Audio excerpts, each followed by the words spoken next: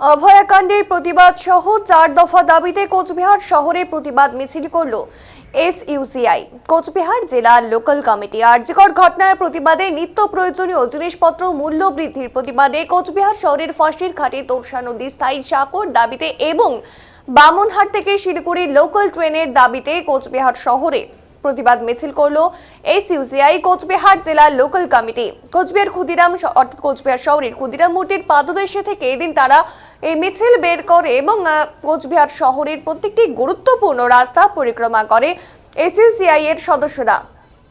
জানাবো এই বিষয়ে এদিন এসইউসিআই কোচবিহার জেলা লোকাল কমিটির সম্পাদক নেপাল মিত্র জানান, অভয়াকাণ্ডের প্রায় 4 মাস হতে চলল এবং সেই সময় যারা থ্রেড কালচারের জন্ম দিয়েছিল তাদেরকেই পশ্চিমবঙ্গ সরকার আবার পুনরায় প্রতিষ্ঠা দিয়েছে।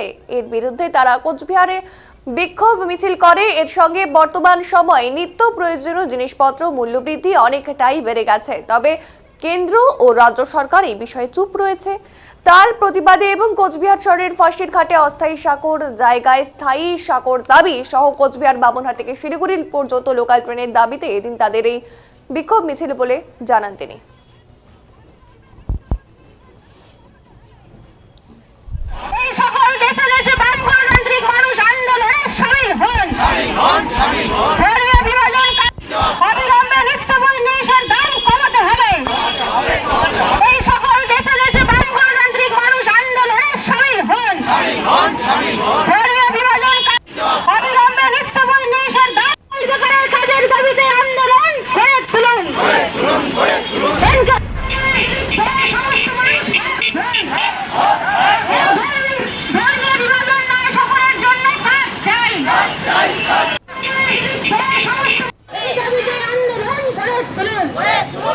সাম্প্রদায়িক শক্তির বিরুদ্ধে সমস্ত সীমাবদ্ধ সম্পন্ন মানুষ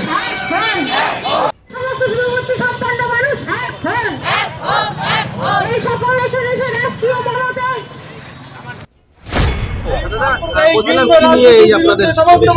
আপনারা দেখছেন অভয়ার নির্বিচার বিচার না হওয়া প্রায় 4 মাস হতে চলল এবং সেই সময় যারা নাকি থ্রেড কালচারের জন্ম দিয়েছিল তাদেরকেই পশ্চিমবঙ্গ সরকার আবার পুনরায় প্রতিষ্ঠা দিয়েছে।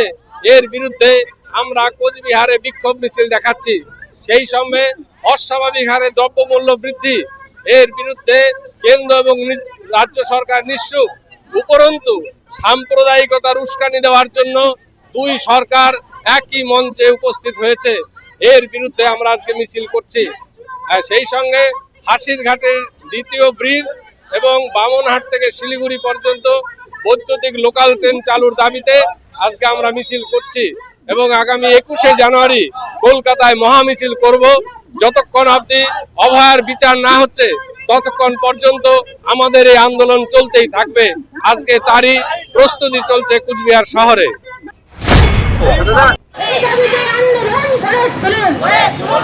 সাম্প্রদায়িক শক্তির বিরুদ্ধে সমস্ত